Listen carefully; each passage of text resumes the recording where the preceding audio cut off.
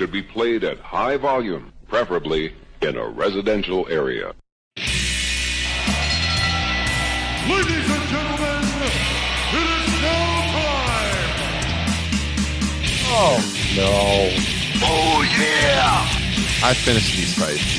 Give me a hell yeah! Top Rope Nation. Learn to love it! It's the best thing going today. It is a new era for Top Rope Nation as we have surpassed 100 episodes and we enter our second century of episodes. This is number 101 of Top Rope Nation. I'm Ryan Drosty here with Justin and Kyle, and we're going to also break down tonight the rebirth of New Japan Pro Wrestling. In fact, people are finally talking about New Japan again. We're going to lead off with that here in just a second, but it's been a busy week here around the Top Rope Nation office. We did episode 100 last week. We recorded a new Top Rope Nation Classics, which you can hear on Patreon. Guys, Kyle, I'll throw it to Kyle first of all. Kyle, how's your week going? Are you feeling kind of exhausted like I am? No, actually, I'm not. You're fresh and you're ready. I'm going to lean on you then. I'm fresh and pretty. This is, I'm getting into my slow season of work. So I know you're about to join me. That's true. But right now it's busy. As all the great educators of this country deserve a little bit of time off for that. Oh, you have to keep your sanity, man. But I might be leaning on you then, like a Ric Flair opponent in 1985 to carry me tonight because it's been a struggle this week, but I'm hammering through. We got to get the new episode out for Friday, so we're here on Thursday night recording. How is your week going otherwise, Kyle? Pretty good. Getting ready, going on a trip over the weekend, driving up to Michigan. But other than that, I think we're doing pretty well.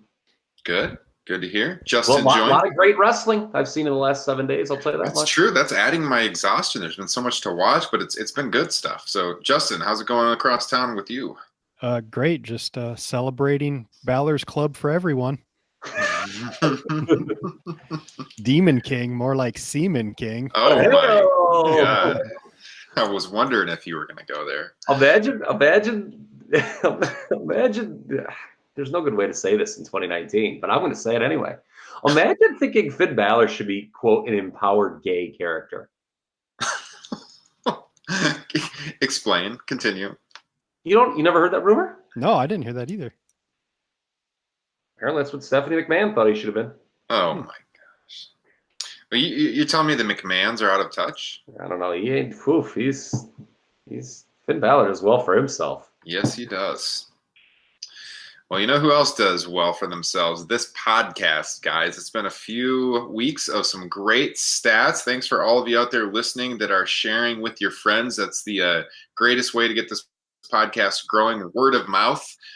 So if you do like us, go ahead and hit the thumbs up here on YouTube. If you're listening on YouTube, subscribe. If you are on, I got to call it Apple Podcasts now, because that is the latest news coming out of Apple's big conference this week. It's no longer iTunes, guys. It's now just Apple Podcasts. So if you're listening on Apple Podcasts, on your Mac, on your iPhone, subscribe, leave a 5-star rating, leave us a review, better yet. We'll read it on the air. It's been a few weeks since we've had a new one, so I don't have any to read tonight, but leave us one. We'll read it next week. Of course, Stitcher, Spotify, TuneIn, TopRopeNation.com, Google Play. We're pretty much everywhere you can find podcasts. And like I said a second ago, so just yesterday, we put out a brand new show of the Top Rope Nation Classics podcast where we review old shows. We looked at Bash at the Beach 96, one of the most historic wrestling events of all time. We went 90 minutes on that one. It's available exclusively over on Patreon. Could have gone 90 more. Oh, we easily could have. We had a good time reviewing that. You can hear the first 15 minutes I posted as a teaser on our regular podcast feed. So if you haven't checked that out, go ahead and do so. You want to hear the whole thing, patreon.com/TopRopeNation. Would love to have your support. This is the best way to support what we do, help us grow. We got a great deal for you this month. So in order to get the exclusive shows, Top Rope Nation Classics, as well as Top Rope Nation Extra, where we review pay-per-views, we'll be having a Stomping Grounds pay-per-view post-show exclusively on Patreon, as well as probably AEW's next show at the end of June. Those are available exclusively on the $5 a month tier.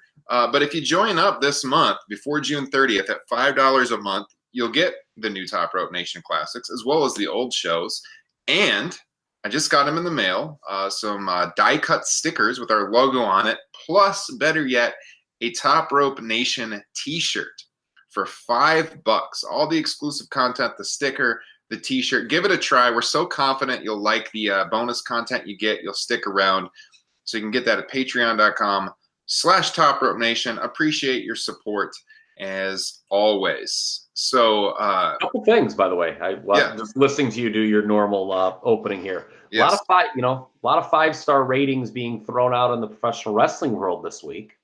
And though there is no review of our fine program to read this week, we do have a tremendous listener question that we'll get into. Oh, that is true. So anytime you guys have a question you want us to read on the air, topropenation@gmail.com. We got a great email this week that we're going to get into in just a little bit. So thanks for sending that in. Guys, I said at the top of the show that New Japan, kind of a rebirth, and bit of a strong word. Yeah, I mean, I say that kind of tongue-in-cheek. Obviously, New Japan is always a big deal, but All Elite Wrestling has kind of stolen their thunder, both in the word of mouth and just in the wrestling world, the conversation, but then also the superstars that are, like the Young Bucks, Kenny Omega, Cody. They're not working New Japan lately, but some other guys are, and they've brought the eyes of the wrestling world back to New Japan, and they had a hell of a final night of the Best of the Super Juniors tournament just a couple days ago. And then this weekend, we got Dominion, New Japan's second biggest show of the year. So I think there's a lot to talk about with New Japan this week because we haven't talked about them in a long time and did some awesome stuff. We're going to get into TakeOver too here just a little bit from last week and just kind of go through some general thoughts on that. But we got to start out with New Japan. So the two matches obviously getting most of the attention from the other night. Jon Moxley, who debuted with AEW, Double or Nothing, he goes over to Japan. Word is he's got a short-term deal. Wrestles Juice Robinson for the IWGP US title. Wins the title in a really good match. And then in the Best of the Super Juniors finals, Will Ospreay gets the victory in a match of the year contender over Takagi. So what did you guys think of these two matches in general? I'm assuming I know which one you're going to say was the best match, but I thought they were both really good. Let's just start off with the Moxley match and what you guys thought of his debut with New Japan. Let me throw it out to Justin first. What did you think of Jon Moxley's debut with NJPW? I got to be honest. I thought it was good, but I think I also came to the realization that I might not just be a very big fan of Moxley's in-ring work. I love his character work, but yeah, his in-ring stuff has never really done anything for me. And I found myself drifting to my phone a little bit during this match. Outside of I guess part of it was too, I was distracted by his new look.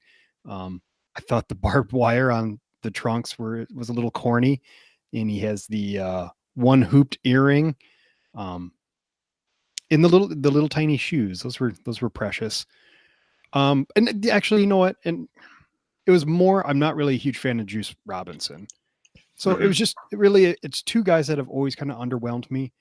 The match was fine, but I also watched it after I watched the Will Ospreay match.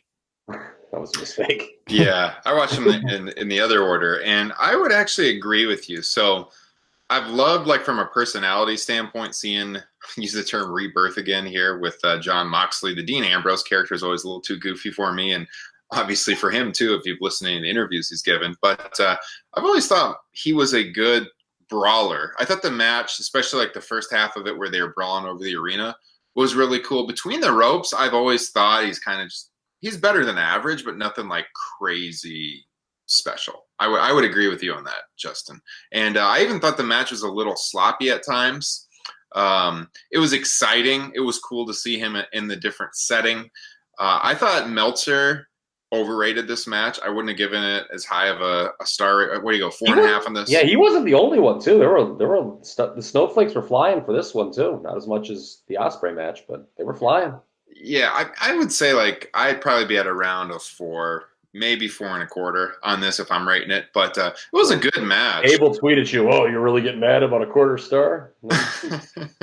I'm probably right around that 4-star, 4.25. But it was a little sloppy. I'm not the biggest Juice Robinson fan either, but it was exciting. It was something new, and it made me interested in New Japan again.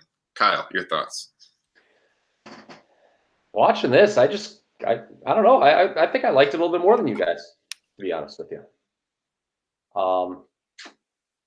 I just couldn't help but think what an indictment this was of the WWE and a lot of the things that Moxley complained about in those interviews. It's not just, this isn't something that isn't getting enough run. It's not just him, working outside the WWE system. Juice Robinson, another guy who, is CJ Parker, didn't really do much there, did he? Mm-hmm. And now look at him. He's having a match, getting a lot more buzz than anything he ever did in WWE. So it's kind of like a dual indictment right there. I mean, that these guys are getting a lot of buzz post WWE. Yeah, no doubt. It was also kind of funny watching the match with the New Japan doesn't really censor the English being spoken. A lot of F-bombs from Jon Moxley before and after. It was pretty crazy how after he won the title, how he walked out just shoving everyone, all the young boys around ringside. But no, I mean, it was a good match. I'm interested to see him continue on for a little while. Now, were you guys surprised that he won the U.S. title here? No, you can't bring him in and have him lose in his first match. I also that U.S. title means nothing to me. They've just got too many titles. I mean, they're even worse than WWE. So, yeah, this is kind of related, but how reliant then is New Japan going to be on AEW, and when are they finally going to sign some kind of working arrangement? Because I know a lot of people are already thinking, look, Moxley makes this appearance with Double or Nothing, and he wins one of their top singles titles. Do they really not have an agreement? But all word is they do not have an agreement, but New Japan is allowed to sign these guys on short-term deals because AEW is not full-time yet. They're doing one show a month right now. They're clearly capitalizing on some of these AEW names. You got Chris Jericho coming over this weekend, and if he were to win the IWGP Heavyweight title, everyone's going to be thinking there's got to be a working arrangement here between the two, right? But New Japan's general manager just said the other day they don't have a working arrangement. They're loyal to Ring of Honor, which nobody is talking about anymore, and they are not many people are loyal to anymore. Yeah. But they didn't. I'll tell you what, they didn't have a great weekend.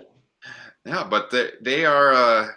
They don't have a talent exchange agreement. It's just that a few of these AEW guys are allowed to work over there, and with the lighter schedule right now, they're taking the offers. So, Justin, your thoughts? I was just going to say, I don't think it's so much about a working relationship or where AEW is at right now. I think it's more of the star power or the say that Jericho and Moxley have. I'm sure they went to AEW, said, want to sign with you, but I still make good money in New Japan and I want to do stuff over there.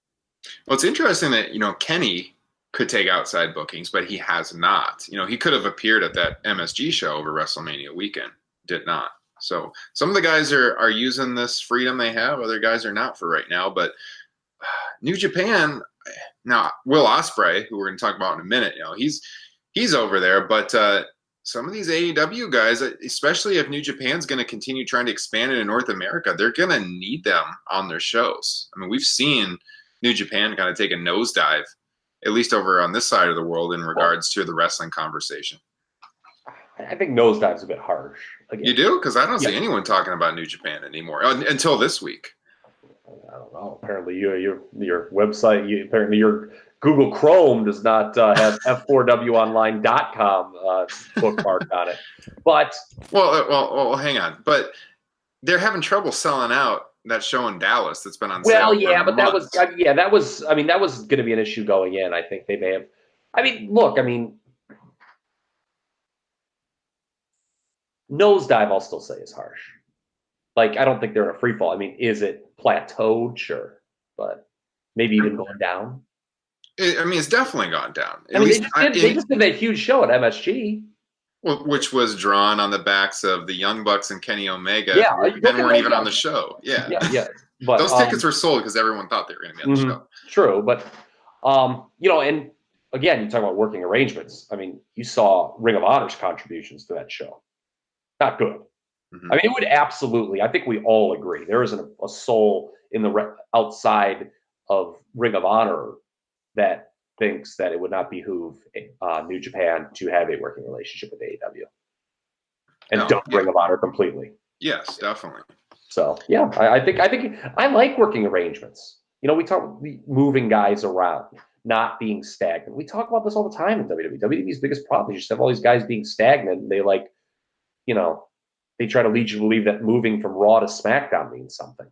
Stop. Yeah. Yeah, I mean, New Japan has been the only thing outside of WWE for a long time to, for wrestling fans to look forward to here. And I've been a paying subscriber in New Japan World since the day it launched. I still am, and I want them to do well. I'm just saying that the interest level hasn't been there since Cody, or since not Cody. Well, Cody worked there once in a while, but since Kenny left in particular. Yes. Okay. If you're going that route, you're right. They do need a little something because, as ballyhooed as Okada is, it did, putting the title back on him very much felt like kind of going back to, going back to the past type deal. Omega was supposed to be the guy and he's not there anymore. In that regard, you're right. They do kind of have to sort out the pieces. Because Jay White's a fucking guy. Your guy, Jay White. Yeah, I mean, they're not struggling in Japan, though. I mean, they had a big crowd for Best of the Super Juniors. I'm saying on this side of the world, the North American very successful, yeah. Yeah, the North American interest has certainly been down since AEW launched. But I think you combine these two into a working arrangement where they're exchanging talent all the time, and I think it's only going to benefit both sides. So we'll see what happens. But I was a lot more interested in them and those shows on Monday and Tuesday night on my that's for sure. Local television on my cable television station. That is for sure. So the main event, which Dave Meltzer gave 5 3/4 stars, the Will Ospreay Shingo match, was unbelievable. Called back a little bit to the Ospreay Ricochet match from a few years back in the Best of the Super Juniors, but this one was better. This was Shingo's first loss in New Japan, which was played 93 matches. Well, yeah, Meltzer said I guess he was on the losing end of some tag matches, but he didn't take the fall. I mean, it was the first time he's taken a fall in 93 matches or something like that, Alvarez said. Yeah. So I mean, Will Ospreay, this is a guy, I just mentioned it called back to the Ospreay Ricochet match. Here's the consistency that Ospreay's in both of them. Ospreay is a hell of a performer. Always watching him wrestle. And big things on the horizon for him, do you guys think? Or is this just another great match and he's not going to rise above the level he's at now? Boy, I think he might be the best wrestler in the world right now. Dave Meltzer agrees with you. A little fantasy booking I was doing in my head today is because he was interviewed and talking about how just like Marty Scurll is, he hates how the junior division is seen as lesser than, the heavyweights.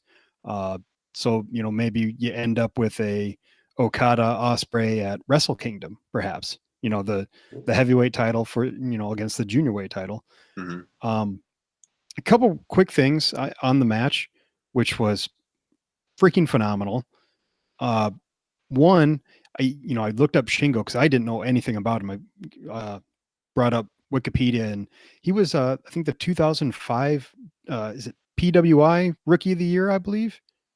Okay, yeah. And I just, I was looking at that, and I found it interesting that Kurt Angle was never Rookie of the Year for them, but Mark Jindrak was. Wow, that is interesting. And then just on a personal note, watching about halfway through the match. God bless you, Bill After. Halfway through the match, somebody told me that Will Ospreay is actually kind of a dick. And so then I was just watching the rest of the match, trying to see if I could see it. It's like, man, is this guy a dick? And we walked right past his table in Mania weekend last year. He does not. He's not great at the Twitter.com app. By the way, it was the Observer that he won the Rookie of the Year. I don't know if it was PWI.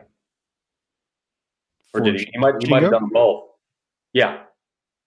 I wonder if he might have won them both. I just looked at it too because I was interested in what you were just saying. Yeah, the Observer has him in Rookie of the Year 2005. Well, yeah, go ahead. Sorry. No, that was it.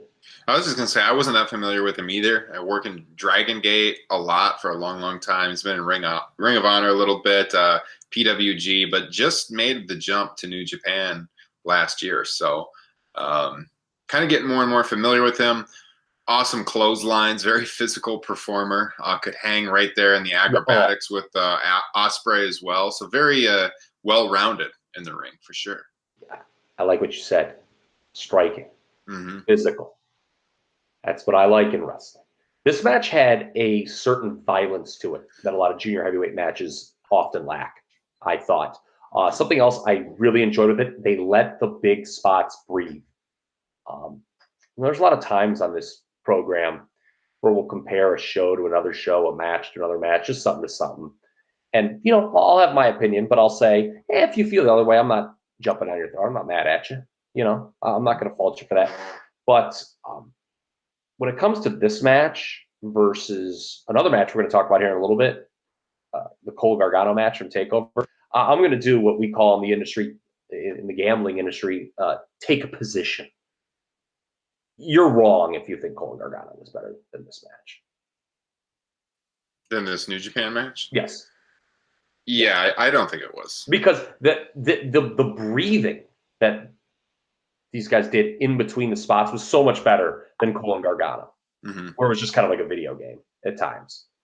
So I really like that. The violence and letting the big spots breathe. That's so big in wrestling and something that's forgotten a lot in 2019. Yes. The match did not feel, what was the time on the match? The official time? It was like 32, 33 minutes. Yeah, it didn't feel that long. Like, Justin, it's really interesting. He talked about, and I think this is a metric that we need to use more because I do it sometimes too. I mean, we all have cell phones. A lot of these matches, even that people we like and lots of people like, there's a lot of times, Cole and Gargano, quite frankly, is both matches they've had have been one of them where I kind of drift off and will look at my phone. There was no such drifting off. I was fully engaged the whole time. That makes a great match. It, along with Cody and Dustin, those are my two top matches of 2019 so far. I'll admit, I got out my phone with the Moxley match, just like Justin did a little bit with Juice. Yeah. There was obviously I watched the match after it happened, but I still, when Ospreay hit that reverse Hurricane Rana, and Shingo's neck looked like it turned in a really weird way. That just made me cringe, and I didn't think he was getting back up. That was a scary spot. Mm-hmm. Yeah, I think there's quite a few, but that one definitely stands out where you're just like almost ready to jump out of your chair. It was so crazy. Yeah. Couple times they came down with their legs across the guardrail on the outside. Shingo did, I think, if I recall correctly, where it was kind of made you cringe a little bit. But man, didn't feel choreographed either. No. Very big in Kyle Ross's world. I got news for you there. Well, actually, I thought about that during the match because, I mean, their reversals and the way they timed everything, it's just like.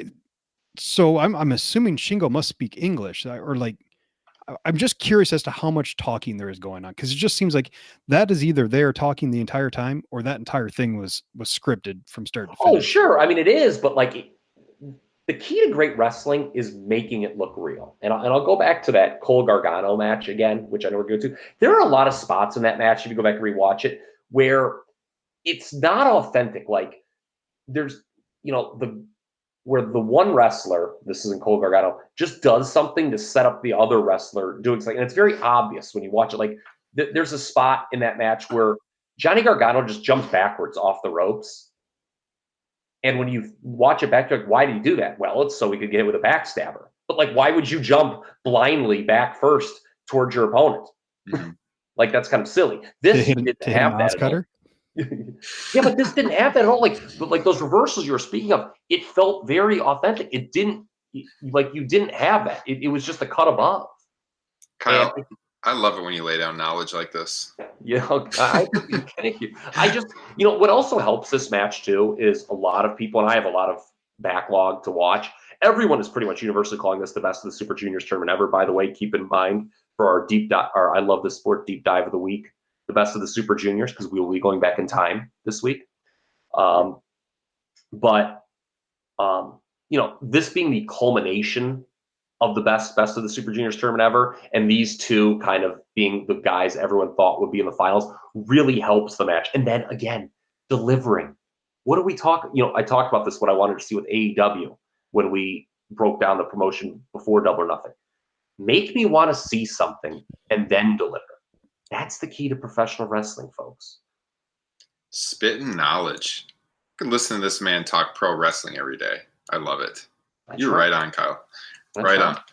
Yeah, I think the biggest praise I can give a wrestling match is this is one of those matches where if someone asked me, why do you watch pro wrestling? This is one I would actually put on for people that I think could make them understand or even make them fans. There's a lot of WWE matches where I could put them on. I think they're great, but I just don't see the general public getting into it. This match was just so amazing that I feel like I could just turn on for anyone and they'd be like, yeah, that was freaking cool. Like they would get into it. Like I'm going to be eating dinner with a few neighbors tomorrow night. I'm pretty sure none of them watch pro wrestling.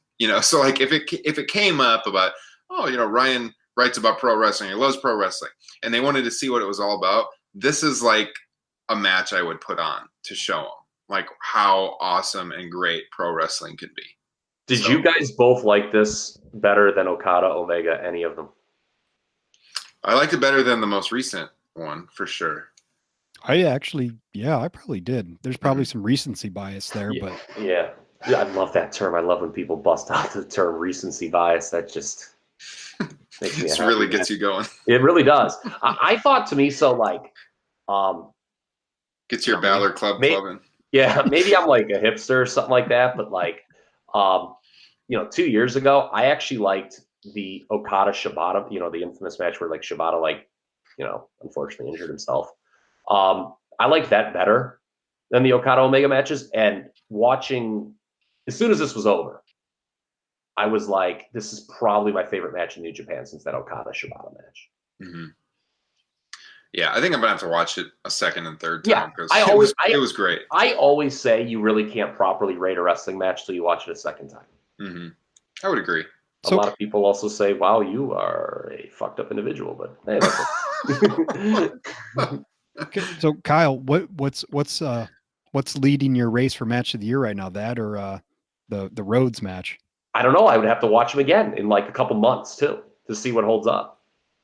We'll wait. It's always a fluid situation. I'll go back and I'll change my 94 match of the year if I feel like it right now.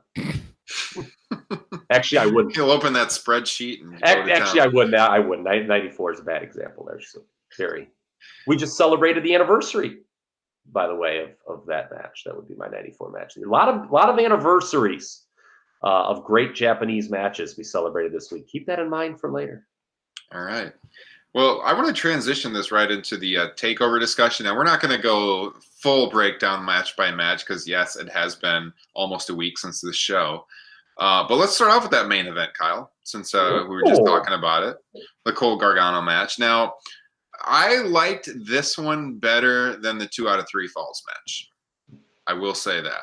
Now, the finish, I could have some disagreements with. Like we were texting after. The finish itself or who went over? Who went over? Because now Undisputed Era didn't win throughout the card, and I kind of thought, all right, if Cole loses here, maybe they'll finally get the call up to the main roster, which is stale as all hell. Or we could use some excitement. That's funny. That's what you thought. Mm-hmm. That's not what I thought at all.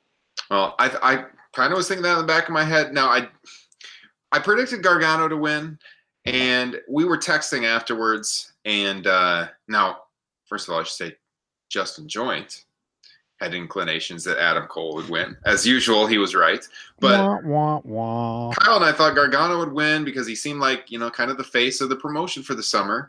And so we were and he texting had afterwards. just chased the freaking title for God knows how long. Exactly. So we're like, so now what? So Gargano chases again? It just kind of seems off. So I'm not quite sure on the result, but the match itself was very good. I did like it better than the one a few months ago. Kyle, you've got some big issues with this match. Well, I kind of went through them already. Just the believability factor and some of the spots. So I had a buddy who signed up. I think I've mentioned this before in the program, maybe multiple times, but I had a buddy, kind of one of those Labs fans. He signed up for his free month of the network, and he asks me to put together a playlist for him of matches that he wouldn't have seen. Like, I mean, he's seen, all the big ones, but he's like, hey, put together a playlist so I can go through, watch some stuff. And it was really funny. I met him out like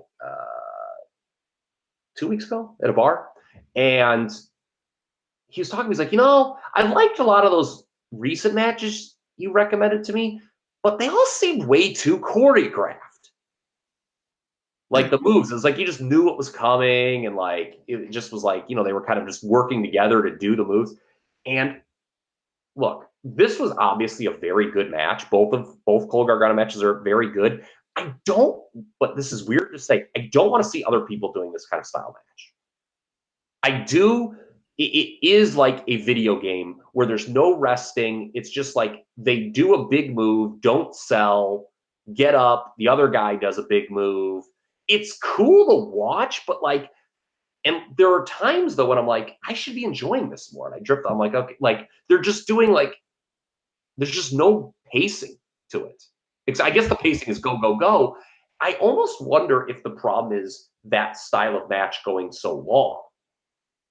Doing a 30-minute match, with that kind of moveset is kind of silly. I kind of thought the Gargano Ciampa matches jumped the shark. Certainly by the third one on TakeOver, because like a brawl shouldn't last that long.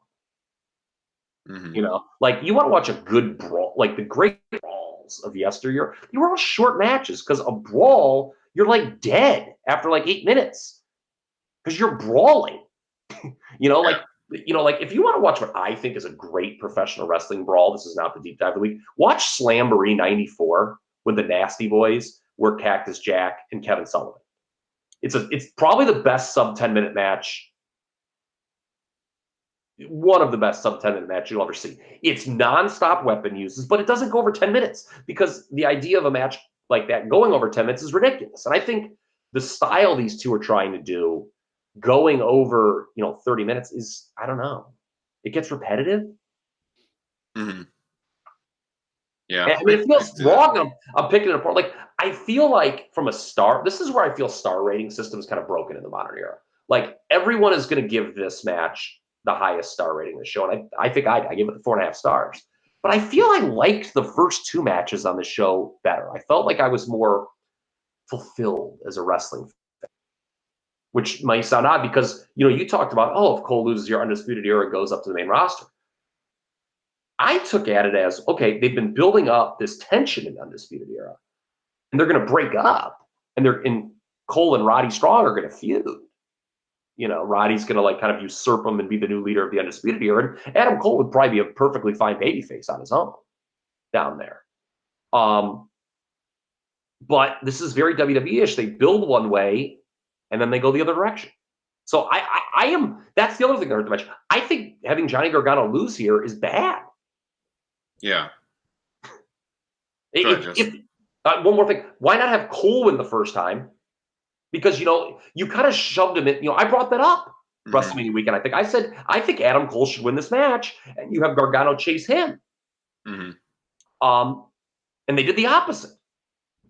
Yeah.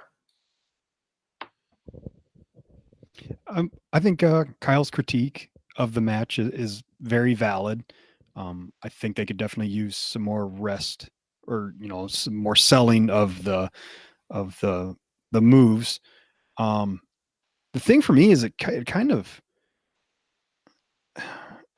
it makes the last one age a little worse for me, just because like, especially when you just look at all of Gargano's TakeOver matches for the past year or so, where, I mean, you have to basically kill him for 30 plus minutes in order to beat him. Whereas in that 2 out of 3 falls match, Adam Cole just kind of beats him out of nowhere, 15 minutes in, and just like, oh, okay, that's kind of weird. What do we think of not to interrupt, but what do we think of 2 out of 3 falls gimmick? I like him. Okay. I'm not a huge fan because you always know it's going to the 3rd fall, right? Like almost always. So I was ready when we had our takeover discussion last week. I was ready to shit on the 2 out of 3 falls gimmick, but then I watched that Revival DIY one, and that was like actually really good. Mm-hmm. Like that held up. Like I thought they did a good job. So overall, yeah, there's exceptions, but overall, I'm not a huge fan of them, I would say. But it can work out well, like the example you mentioned. Go ahead, Justin. Continue. I mean, that's all I really had. I loved the Riddle and Strong. I think that's going to be one that you can easily go back to and rewatch, where you don't have to spend 35, 40 minutes in order to watch it. Mm-hmm. And actually, I'm kind of with Kyle where, as far as the star rating goes for that ladder match, I would have been more in the 4 range. I don't think I was quite as high on it as everybody else. And that what's his name? Jackson Riker, whatever not a fan. He kind of came in and ruined the momentum. That was a popular take on the Twitter timeline. Although my wife, Jackson Riker, passed the test of, that guy looks ripped. Which is always something I make note of. Like when he's sitting there, my wife was like, that guy looks just ripped. And I was like, is Jackson Riker good? And I don't know if I feel that way, but definitely past that. If he's not good, maybe you can work at Chippendales. Yeah. I wanted to go back to something you said a second ago before getting to these other matches, and that was the Undisputed Era breakup. Don't you think that would be a huge blown opportunity if they didn't bring them up together to the main roster? Because I feel like Undisputed Era is, outside of the Shield, the best faction by far they have had in the last 6 or 7 years. And you saw after WrestleMania, the crowd, I mean, I know that's a hardcore crowd, but they were chanting for him, expecting him to come up. And yeah, I don't know if these guys shake out. If they just brought him up individually, and maybe they could do a tag team with a couple of them. I'm not sure that they succeed on them. Maybe they don't want to bring them up to the main roster. Maybe you're going to stay in NXT forever. I mean, that's possible too. I think you're talking yourself into the way I feel. I'll be honest with you, together, separate, I don't see the Undisputed Era being Vince McMahon. Remember I told that joke? I repeated a joke that I read on Twitter that, remember everyone was so pissed when the bar came out and interrupted the Seth Kofi match the night after WrestleMania. And people were like, what? We get the bar? We don't even get the Undisputed Era? And somebody on Twitter joked that the Undisputed Era was standing at Gorilla. Vince took one look at him and was like, give me Sheamus. Yeah. With Vince, I do not see right now the way the main rosters book the Undisputed Era having, and I don't care what the fans think, I don't see them having any chance of success. But again, that's why the main roster sucks. That's indicative of all the problems on the main roster, because nobody cares. Yes, these guys aren't very big. Adam Cole's pretty small, to be honest with you, compared to a lot of the main roster guys. Said people have told him, you don't look like a pro wrestler. Yes, but man, that would be a travesty if they never tried that faction on the main roster, because the faction's super hot. The fans love it. I think if pushed, they could do well together on the main roster. But again, separately, I don't know. I think it'd be better to bring them up together first, because I do think the faction would catch on. So if they do the breakup angle in NXT, while it will be good television and exciting to watch in NXT, I'm going to be thinking in the back of my mind, if they don't get that burn on the main roster, that sucks. Now, I guess they could always put them back together. Yeah, that's what I'm going to say. I think you can just find a way to put them back together for the main roster.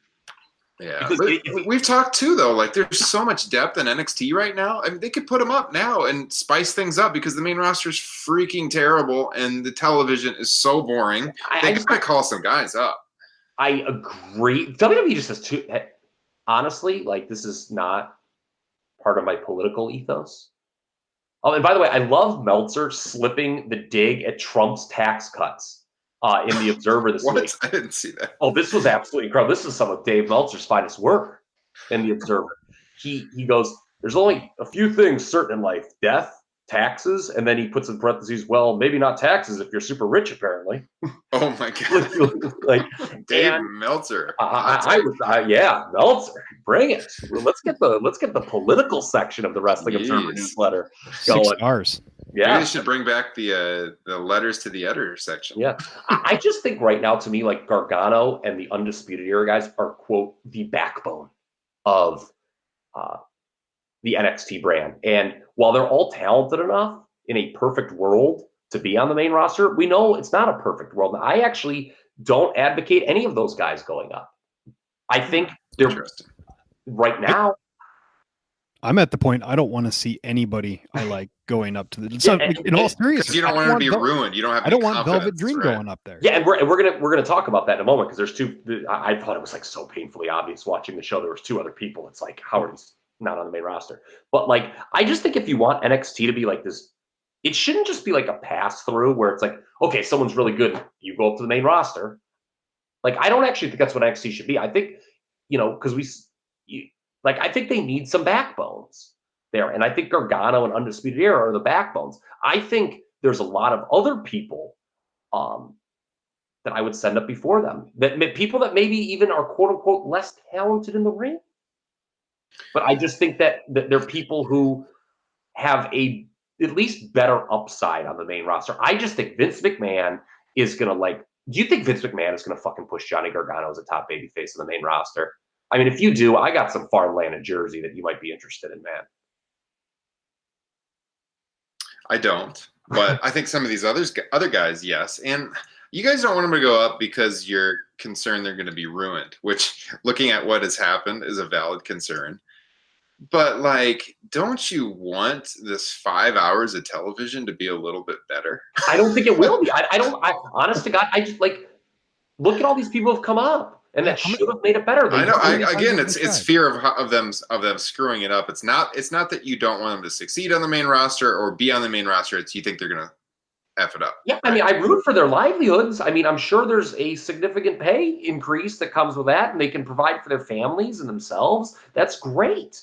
But I just don't see anyone on NXT, no matter how talented they are, changing this main roster the way it is. It's institutionally fucked. That's terrible. This company is beyond repair. Did you listen? I just listened to Jon Moxley over the course of 4 hours, just hammer home the point. This company creatively has a massive institutional issue. Yes, which AEW could maybe change, right? Like if AEW succeeds with some of these smaller guys, they're going to have to change their ways. Vince is old, man. What do old people not do? Vote Democrat. Well, yeah, that's true. That's true. But they also don't. Yeah, okay. Hand in hand with that, they don't like change. Yes. Okay. I mean, if the only thing that would make Vince McMahon change his booking ways is if those TV deals dried up or if Saudi Arabia said bye-bye. Yeah. And that deal's locked in for a lot of years, that Saudi Arabia deal. These TV deals are locked in for a lot of years. Why is he going to change it? Because 3 assholes that call themselves Top Rope Nation want him to? Damn right.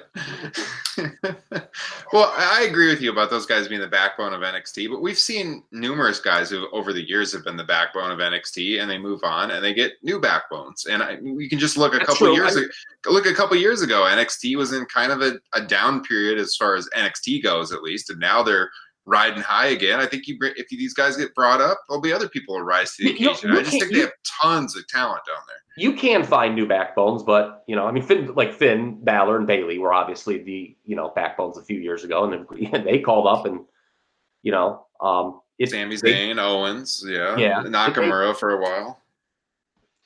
But yeah, I just think that I don't know. Selfishly, I kind of don't want him to go. Justin kind of just going back to the start of the show.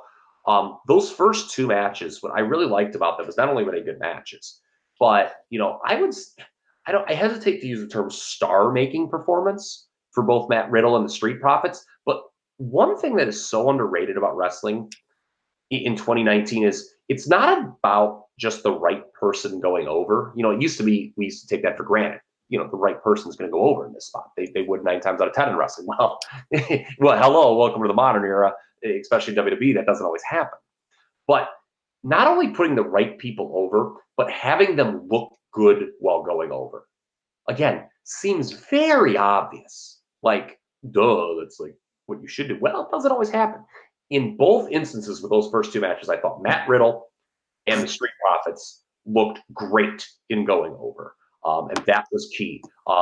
Did like the timeline, both taking time to salute, ironically, Undisputed Era guys in those matches. Because I thought Roderick Strong, I mentioned this on the program last week in our preview, such an underrated professional wrestler. Has been doing it for over 10 years. O'Reilly and Fish, you know, went balls out in that ladder match. They took a lot of punishment, so they should be commended.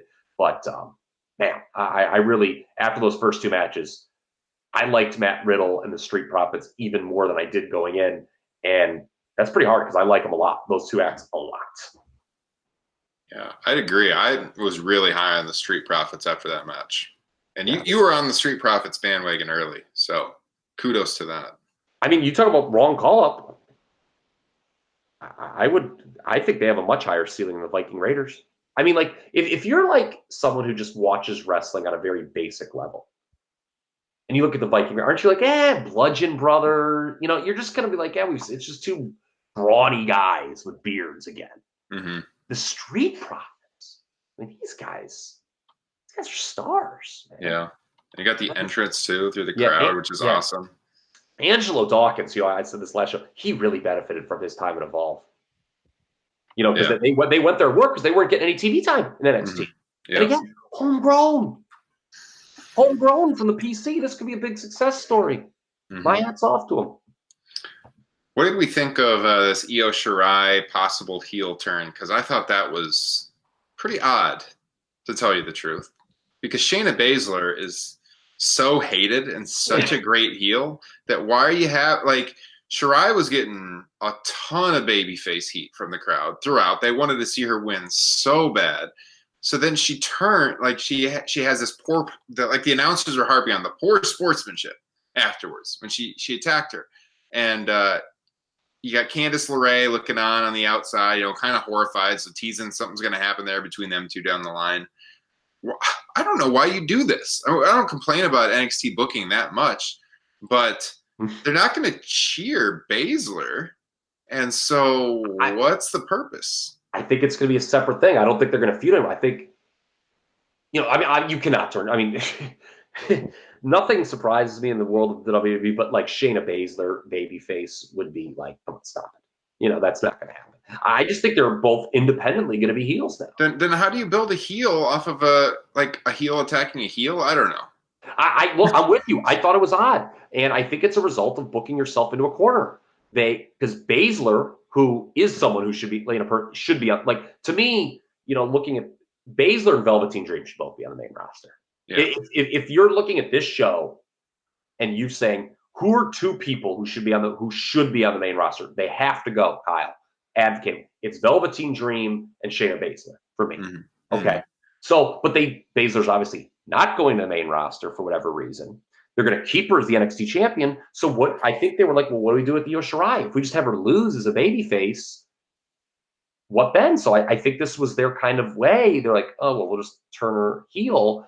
And, you know, we were talking about this a few weeks ago with the rest of the program that, like, you know, that pirate gimmick of Kairi Sane is kind of, I think it's silly.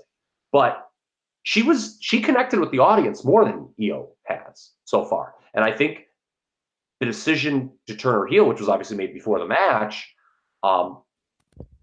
may have, you know, her not being over as much as they wanted as a babyface may have played into that decision as well, that not going over. We had that discussion on text too, that they should have came up together, the Sky Pirates, and it makes no sense to have Asuka in that tag team. So that's correct. That's also valid. That's a valid point. Go ahead, Justin. I didn't see it quite the same way as you guys did. Baszler is such a good heel, and you know, and the fans are so much against her that I think it was okay to do that with Io because she's not going to get that 100% heel reaction, especially with Gargano's wife right there. Don't you Candice have her attack Candice LeRae to get the primary exactly. heel heat? That's why I don't think it was an actual heel turn. It was just it was adding a new element to her character. This little bit of loose cannon. Because I did read later on. God, I wish I could give credit to her for this, but apparently her character over in Japan was a little bit more of a loose cannon. She wasn't just a straight lace baby face. So I think this was just a way to kind of bring this out a little bit. Give her an edge. Give her an edge because it's not a full heel turn because it was against Baszler. Well, if the trend on this program is an indication, yeah. that's probably exactly right. So listeners, just take that to the bank right there. Justin's always on the ball. Were you, Justin, you saying that this was EO's Ken Shamrock SummerSlam 97 moment? Yeah. Get out of my way! Good thing Shayna didn't try feeding her dog food. Yes. Hey, should we get to this listener question? Oh, I have one more question. Okay. With TakeOver to you guys. Okay. So the only match we really haven't talked about was the Velveteen Dream Tyler Breeze match for the North American title. I thought the match was pretty good. But did you get the sense watching it that the quote-unquote main roster stench was too much for Tyler Breeze to overcome? Is that a fair commentary by me? Like, I thought he was good. He obviously, it's a much better platform for him than anything he's gotten on the main roster. But, like, I just didn't take him, like, seriously as this. Like, it's kind of crazy. It's like when someone from the main roster comes down to take on someone from NXT, it should be theoretically like the main roster person's this like huge star, you know, and the NXT person's like, you know, just trying so desperately to, you know, look that person's equal. Mm-hmm. I got the complete opposite feeling in this match where it was the main roster person was like, God, I just, you know, I'm trying to look like I'm on the same level as the NXT person. And that is an odd dynamic. Yeah, but I think that's the story because all the fans know where Tyler Breeze was at on the main roster. It wasn't like he was killing it or anything. And even at the end of the match, he basically asked for a selfie with Velveteen Dream, you know? Mm-hmm. Yeah, I thought the live crowd was pretty forgiving, though. I thought they gave him a good response. But I did feel that way watching it, too. Yeah, I just felt like me as a consumer, it's like, God, like, it's like this guy's doing a good job. But it's like, it's hard to like take, you know, the perception of him based on what the main roster's done away. Mm-hmm. Like it does linger. You would hope like, you know, I mean, you can get all the "you still got it" chants you want, but like, you know, it just, I guess it's just more frustration with the main roster for me. Yeah. Of which there is a lot. Let's go to this question of the week. We actually got two questions this week. One of them just came in a couple hours ago. The first one was from Dalvin Brown, who sent in a congratulatory message on episode 100, which we played last week. So thanks for the email, Dalvin. His email was generally about Ring of Honor, and if they're at a low point, nobody's really talking about them. We kind of hit on that a little bit ago. I think that is definitely the case. This situation with the fan getting taken back. Yeah, that's exactly what he mentioned in the email. So they are at a low point, and AEW is one of the worst things to happen to them, you know, on the North American side for sure. But yeah, that was a really bad look with Bully Ray and the whole thing that went down there. You know, a buddy of mine texted me. That's, you know, this is an angle that I didn't even think of. Is, you know, he was like, that's real rich of Bully Ray considering some of his promos in ECW. Mm-hmm. I mean, okay, people change. That was 20 years ago. But, you know, I mean, this guy would like cut promos, and if you don't like sensitive language, turn away, I guess. But like this guy would cut promos. Like I remember there was like a mother-daughter at like an EC, like I think it was Heatwave 98. And he's like, did your mother teach you how to suck dick?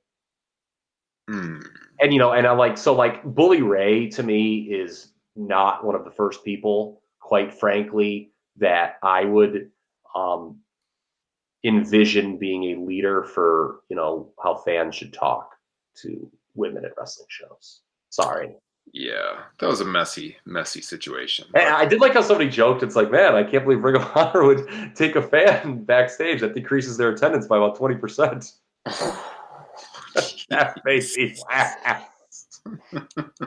Yeah, Ring of Honor's Real bad look. Yeah, I mean, you want to talk anything you said about AEW affecting New Japan earlier is like 10 times for Ring of Honor. Ring of Honor's in a lot of trouble. Oh yeah. Okay, so this email, long form one, we're going to get to this. This is from Greg. He says, hi, guys, long time, first time, love you, love your show. Good Jim Rohn reference there. Love this guy already, Greg. Says, Kyle mentioned on episode 100 how someone astutely pointed out how everyone in WWE is just a name now, no characters. Are we in a world now where character rebranding is impossible? In the early 90s, you could just take Barry Darsow off TV for a few months to rebrand him from Smash to, in my opinion, the most underrated televised wrestling personality of the 90s, the Repo Man. Now, is someone like Bray Wyatt stuck with that character as long as he works in the WWE? I'll hang up and take my answer off air. Greg. Initial thoughts here, gentlemen. Let Justin go first because he actually he thought of the same thing I did, but I think he got to it quicker in our texting. Yeah. You can't go for a full rebrand on a character nowadays unless you catch it early, like maybe in NXT. All you can really do is tweak a character. Like with Bray Wyatt, his current incarnation is really just a mild tweak on what he was before. Whereas when he was Husky Harris, they caught him early enough. I mean, he did a little bit of main roster stuff, but it was just, not enough to where the crowd is going to really attach themselves to the Husky Harris character. With like Prince Albert, when he came back as Tensai, the crowd shit all over that, chanting, Prince Albert at him. So it really just, and there's other instances like, what would you say for like Cody Rhodes to Stardust? I mean, that's a pretty radical change in character, which I think Cody did a good job with it. I don't think they booked it right, but I think the Stardust character could have possibly worked. That's a good point. I think it's something where you're going from like a excessive over the top character to a more realistic character. Maybe that works. Cody essentially just took off the paint and became himself. I think that's a little easier to buy than going into like from a gimmick to a gimmick kind of thing. Kyle? So the Cody to Stardust, that just like what helped that is like they didn't like, or they weren't erasing the past with that, right? Like they were still acknowledging this is Cody Rhodes. True. So, to the question, and by Greg about like something like Demolition Smash going to the root band, that is very hard to do today, something like that. And by the way, there's an irony. I don't think we're ever going to talk much Barry Darsow on this program, so I do want to just take a moment here. There's an irony that he would be mentioned in this particular way because he was actually the second Demolition Smash. A lot of people know this. After Randy Cully, who was one of the Moondogs. And the problem was everyone recognized Randy Cully as one of the Moondogs. And so they brought Barry Darsow in as the new Smash. And, nobody was chanting Crusher Khrushchev at him enough. But, it's funny once, I when I was like 10 or 11 or whatever, I figured out without the power of the internet that the Repo Man was Demolition Smash. Like he kind of had that trademark voice and face and whatnot. And, it's funny after that, because he went through some other, when he went to WCW, like Blacktop Bully, he knew it was him. And what was the fucking golf gimmick that he did? It was something like a takeoff of Payne Stewart, and he had to drop it, remember, because Payne Stewart died in a plane crash. Mm-hmm. God bless, I should look that up. But it's funny, Justin mentioned it, and it's what I wanted to mention. That Bray Wyatt actually is rebranded. Like, you can't go on for Bray Wyatt. You can't do a hard right turn for Bray Wyatt. Absolutely not. People are going to remember it. But Bray Wyatt was Husky Harris, as Justin astutely pointed out. And it's funny, I didn't even realize that at first. I was trying to think of the last time somebody did have a successful rebrand. And ironically, I thought of somebody else from the Nexus. Ryback, who was Skip Sheffield. And that worked. Nobody, like when Ryback, I mean, say what you will about him, he's kind of a tool, but like on Twitter at least, but like he got really over when, in that CM Punk feud. And nobody gave a shit about Skip Sheffield at that point. So when you look at kind of these two examples, Husky Harris to Bray Wyatt, Skip Sheffield to Ryback, I think there's a commonality there, and it's probably speaks to the way rebranding has to be done in the modern era.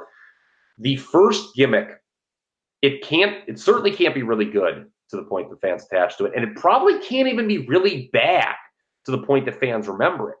It's got to be just really vanilla, and it's got to be really short term, and then the person's got to go away for a little bit, and then, and this is always key, they come back with something better. Because I mean, again, when I was 10 years old, I knew The Undertaker was Mean Mark from WCW. Okay. By 1991, no one was saying that's Mean Mark.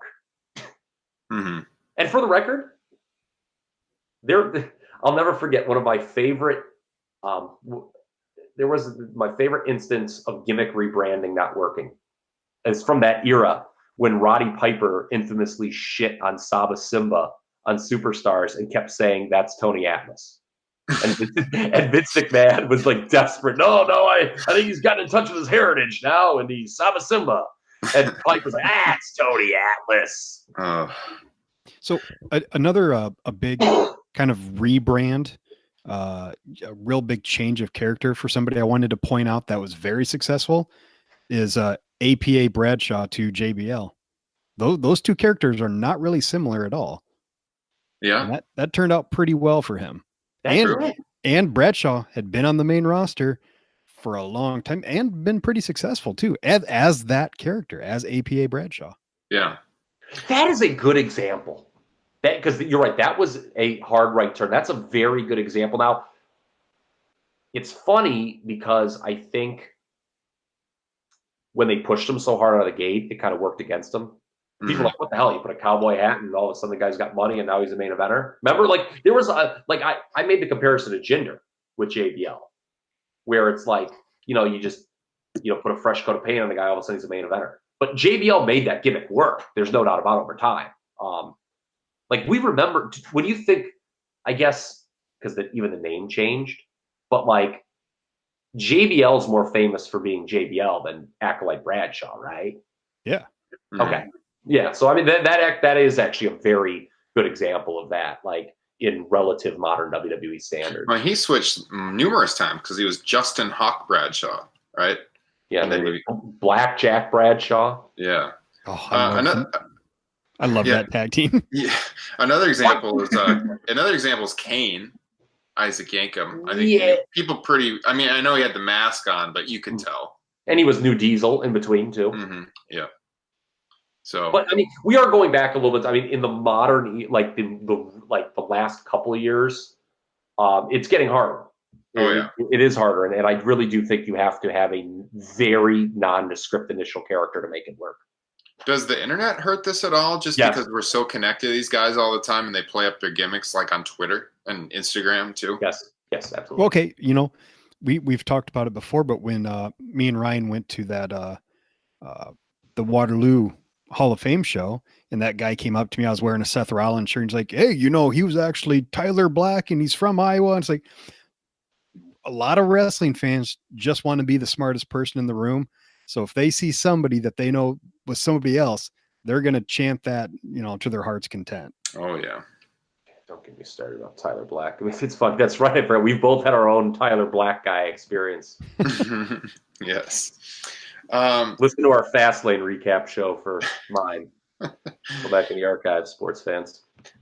So thanks, Greg, for sending in that message. And guys, if you have anything you want us to chat about on the show, again, send it to topropenation@gmail.com. Love hearing from the listeners. We'll talk about anything. Yes, we will. Real quick, before we go to Kyle's match of the week. Would this be the first time in 3 weeks that we talk main roster WWE? It's been a while. It has been a long while. Damn it. the bait and switch on Raw with Brock and saying he was going to cash in, which we also got no Matt Riddle after he was teasing he was going to be on Raw. He's just doing an angle for that has zero chance of happening. It would be cool to see him just like jump out of the crowd and beat the dog shit out of Brock. But, you know what though? There's another guy I have no confidence in the main roster doing right by is Matt Riddle. I think Vince will see him as a goofy stoner and have no interest. I actually think NXT's already done him a disservice, believe it or not. So you're right, because like I think NXT's taken a little bit, this maybe is nitpicky, a little bit of the shot. I think they book him too much as a goofy stoner. Mm-hmm. So we had the bait and switch on the briefcase cash in and everything. Is he going to cash in at the show on Friday in Saudi Arabia? Kyle, you have a theory on this you wanted to share? I see it in our show notes here. What do you think? So it says you're going to be very mad if you're correct. Yeah. So at first, I just kind of wanted to talk about the whole concept of them hyping Brock Lesnar will cash in tonight and then not doing it. So there was a slight bump in the Raw rating this week. So maybe you could say it worked. I'm not ready to go that far because, you know, what happens next? You know, are you just going to keep going with this? Could people catch on and it'll, you know, bait and switch never works over the long term. And by the way, this speaks to something we said last year, Ryan. Money in the Bank's kind of a tired gimmick, I think. It's over. The gimmick is over, but it's tired because they're trying to get rid of this briefcase as soon as possible now. You got 2 briefcases, 2 years in a row. They've had the women cash the night of, and, you know, they're trying to get, you know, I think it speaks to that. But here's my theory. So I'm like, all right, is he going to show up and cash it on Friday? Because he said, I mean, that was the big angle, Friday. So we expect him to be a Super Showdown in Jet on Friday. Here's my theory. What if he cashes it in on Kofi Kingston? Yeah. I mean, I think we talked about that when he won it, that what if he went that direction? Yeah. But here's why I'll be really mad if that happens. One, it means Brock Lesnar is a world champion in this company again, which is like the last thing I want. But 2, not only will he be a world champion, he will have also just kicked the other world champion's ass with no retribution. Mm-hmm. And, you know, that goes to some of the stuff Jon Moxley was saying in this thing.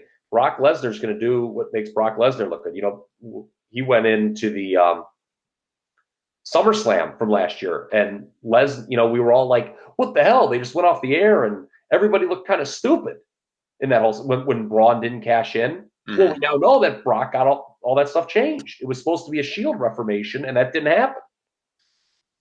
So I could see that happening, and God, do I not want that to be the case.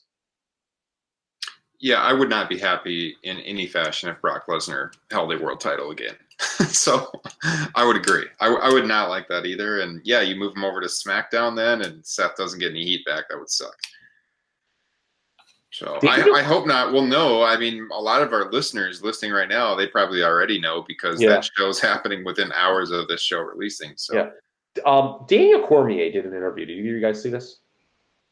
Today is the UFC heavyweight champion. Very recent. Okay.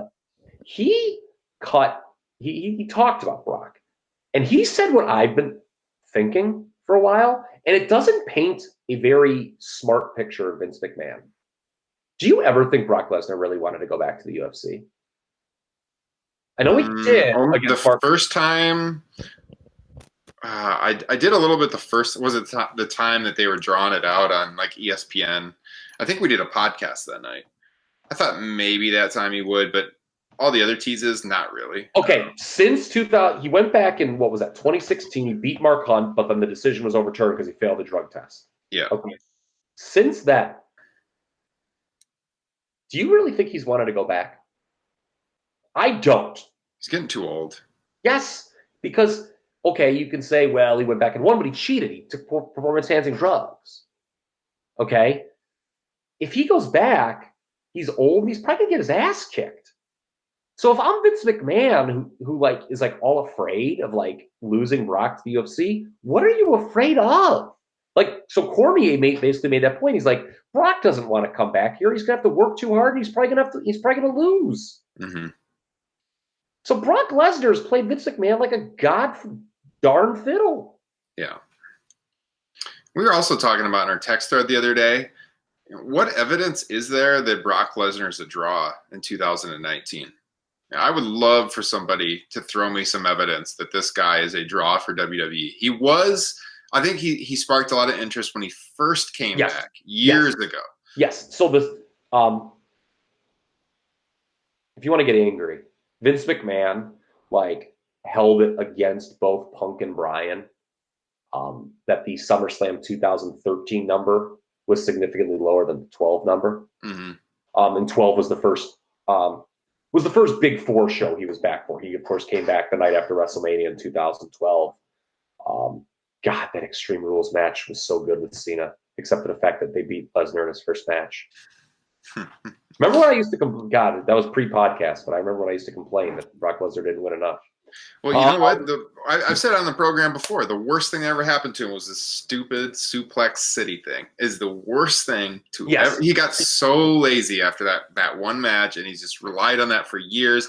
His matches are boring as all hell. And he's a guy with talent that can put on good matches, but they're all the same. Just no interest in this guy whatsoever. So he's had the good matches with AJ, Daniel Bryan, and Finn Balor recently, like the last year and a half, right? And they're all pretty identical matches. You know, I think I would definitely go Bryan, AJ, Finn in order of best to worst. But those matches don't do anything for the opponents. No. Like at all. Like he just like kicks the okay, he does a good job of giving them like a comeback. I'll give him that. He feeds their comeback well. But like in the end, he always wins clean. And these guys are like the champ, like 2 occasions were the champion of the other brand. Mm-hmm. So Brock wasn't a draw the first time he was with the company in the early aughts. He wasn't around long enough, really. I mean, he was just getting that huge push when he left. Ratings went down the entire period he was on top. And we could also say, who has Brock Lesnar made? And I know the name that they're going to throw out is Roman Reigns. No, did he really make Roman Reigns though? Like I wouldn't think so. I don't think he has done such a disservice to Roman Reigns. Yes, he's done a disservice to Braun Strowman too. He's not only has he not put anyone over, he has actively hurt the 2 guys who probably should be the top 2 stars in the company right now. Absolutely. Justin, any thoughts on this whole conversation? I've never heard of this main roster that you guys are talking about. Justin's like boycotting, so yes. Oh man, yeah. So we'll see. I think the other rumor for Saudi Arabia, which I don't know how much time I want to spend on this because by the time a lot of people hear this, it's already aired. But there's a rumor that there could be a women's match, that Natalya and Alexa Bliss are traveling there, that they could be involved in some fashion. Be interesting to see if they do that, how they integrated the show, because we know the Saudis have been so against. Like they got a. They've apologized because a promo at their first show had some women in it. Well, apparently Jeddah's a little more liberal. Apparently, I don't know. It might be. It's the Portland of Saudi Arabia. Oh my God! Yes. So one of my favorite Twitter accounts said, "What if they sent him out there with mustaches and just pretend it's a men's match? It's Alex Bliss against Nathan Neidhart and just hope they don't notice." I can tell you what, if they do wrestle that show, their outfits are going to be like that of WCW's Arachnaman. I was also going to say something about that. Because, they said Alexa has the outfit she wore from bodysuit Abu Dhabi. Mm-hmm. And even so, man, that crowd's going to lose it seeing Alexa Bliss out there in that bodysuit. I don't know, man. It'll be an interesting watch, but yeah, we'll see. We'll see what happens. Do you know what? So I know you guys hate him, and you hate everything about him, and I think you're completely not objective about the whole thing. Let's not talk about Goldberg. Well, I'm going to. Oh, come on. Okay. I don't care what you think of Goldberg. I don't care what you think of Randy Orton. I don't care what you think of Triple H. I don't care what you think of The Undertaker. Is it wrong on a theoretical basis for those 4 to be headlining any sort of major show in 2019? Probably it is. Okay. But at the same time, they were like, I thought those promo exchanges were like the most over thing on WWE television this week. And the reason they were over is so maddening. So did you read like that, like the stuff that like Goldberg, the promo was unscripted or whatever? Do you know why those promos worked to a degree, even if you don't like those guys? Because they were short and to the fucking point. And because they're not on television. Yes, like it's so funny. Like it actually frustrates me because it shows that the WWE, that Vince and the creative, those at the high up in the creative process, actively know. They do still know what works, but they just choose not to do it for everyone else. Like it's real, like Goldberg and Undertaker. It's very simple to build that match. You just have them both come out, say, "I'm going to kick the other one's ass." You have a stare down. That's it. Boom. There's your match. Triple H, Randy Orton. Okay, it's a tired program. Generally speaking, the matches haven't been good between the two through the years. All you do is have Randy Orton deliver the line about Triple H leaving his balls in Stephanie's purse. Boom, there's your match. Like, it's just about just that one. It's about just having one key angle. Just one line, one promo. Not sending these guys out there to die, doing a little bit of comedy for 10 minutes, and these like freaking horrible Pavlov dog promos where they like say something just to get Kofi's like, "I achieved my dream at WrestleMania." Pause. "You deserve it." It's like, we get it, Kofi, you deserve it. It was a really good match, but it's like, it's so frustrating that they give people who probably don't need it the correct creative license, and everyone else is so handcuffed. That's on weekly TV. Very frustrating to me. There's no way though that like a Goldberg or a Taker is not going to get that response. Like you mentioned, yeah, he got a great response. It's not just that he had a short pro, like it's because he hasn't been on there for years and he's a legend from 20 years ago. But even with that said, you send Goldberg out there week after week, even doing brief promos, he's not going to get that reaction after this week. It's exactly a big part of it is because he's a legend that they haven't seen in a long time. Okay, so the legend thing absolutely 173% helps. There's no doubt about that. But it's also not being on TV every week, cutting the same effing generic promo. Mm-hmm. Like his promo, I guess, to be blunt with you, wasn't that groundbreaking. It was basically, I'm going to kick the Undertaker's ass. It was pretty standard Pro Wrestling 101 promo. But, like, I know they have all these hours to fill, and that's probably a problem into itself. But, like, they know how to book matches. Like, it's just frustrating. Hey, Kyle, did Goldberg's promo get you excited for the match? It kind of did. It was the most over, like I said, it was the most over thing on WWE TV this week. The Goldberg Undertaker thing. So it was over with you. Like you're kind of pumped for this Undertaker Goldberg match. That promo more than anything else on that show. Yes. Okay. I would disagree. The stare down worked. The crowd was going crazy for it. Again, because it's a novelty. It's not because it's well booked. It's because it's a novelty. But it doesn't it is well booked. Like it's a novelty. But it's not either or.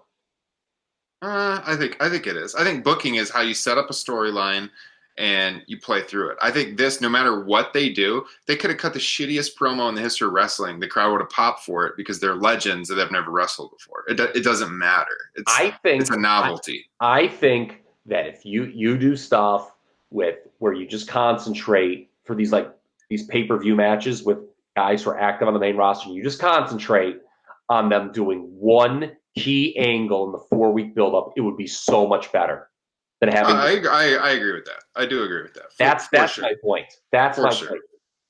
Yeah. Okay, let's go to the I Love This Sport match of the week. Wait, weren't you going to change the title of this, Kyle? I Love This Sport deep dive. Oh, yeah. Okay, so bring it out, Kyle. It's time for the I Love This Sport deep dive of the week. Take it away. Okay, so I mentioned earlier that this week, pretty significant in terms of anniversaries of great matches over in the land of the rising sun. We celebrated the 30-year anniversary of Junichiro Tenryu against Jumbo Tsuruta, which is widely considered to be the best match of the 1980s over in Japan. We just celebrated the silver anniversary, 25 years, of Misawa Kawada, generally considered to be the best match of the 1990s. If you haven't seen either of those matches, by the way, by all means, please stop what you're doing right now and go and watch them. You should have. But, we were talking about Super Juniors, the best of the Super Juniors earlier in this program. And if you want to go, anyone who's a patron can listen to our Bash at the Beach breakdown where we talked about Rey Mysterio and Psychosis from that opened that show in 1996, and how does that match still hold up with 2019 eyes? So you know me, I always like to have some sort of tie-in for everything for this little segment, and I think I found the perfect one for this week. Best of the Super Juniors talk, and a match that from that era, that does hold up pretty well with 2019 eyes. Definitely better than Ray and Psychosis. So this was the finals of the 4th annual Best of the Super Juniors in 1997. Just celebrated its 22nd anniversary. El Samurai against Koji Kanemoto. Samurai is a guy who history has forgotten, and that is a damn tragedy because he never did anything over here in the United States. Kanemoto had a cup of coffee. He worked that Starrcade 95 show against Alex Wright. What was generally considered the second best match of that show behind Guerrero and Otani. But this El Samurai Koji Kanemoto match really holds up well, I think, against some of its peers from that era. I think if you go back and watch matches that, even like, what was considered the best junior heavyweight match of that decade, Great Sasuke against Benoit, I feel like this kind of holds up better than that did. So that's, and this is available on the internet. If you type in your Google bar, El Samurai versus Koji Kanemoto, you will get a result. Widely available on the interwebs. I wouldn't go widely, but it's available. All right, check it out, guys. Let us know what you think. TopRopeNation@gmail.com. And again, I'm going to give it one last hard sell, but I really love that Top Rope Nation Classic show we did over Bash at the Beach that Kyle just mentioned. Patreon.com/Top Rope Nation. Try it out for the month of June for $5. You'll get all the exclusive content. You'll get that show. You can join us every week for the exclusive live cast as we record the flagship here. We are streaming right now on YouTube for our patrons. You get the show a day early. And, of course, that free T-shirt in the mail, all for just $5. So check it out. It is a good deal, man. I mean, if you saw a shirt for $5, you'd probably pick it up if it looked cool. And our shirts are pretty good looking, and you get all the bonus content. So I'm good looking. And Kyle has one of these shirts. So definitely check it out. I was good looking before the shirt, but it helps. It'll get you attention from your lady friends for sure. All right, guys. Any parting words before we take it home here? Go Raptors. Yes, agreed. We're all Canadian this week. Kyle? Love that the under just hit. Big win for me. Nice. Kyle taking home that betting money. Always a good thing. Doing better in the Stanley Cup, little better in the Stanley Cup finals than I am the NBA finals right now. Had the under last night. That wasn't good. Toronto's still scoring. Well, follow him at TRP Kyle. You can get Justin at Justin Joint. I am at Historical Ryan. And, of course, we've got the show Twitter page. We're on Instagram as well. Both of those are at Top Rope Nation. We will be back next week with episode 102. Check out the exclusive content on Patreon for more audio from us. And we'll check you guys out next week. Have a good weekend.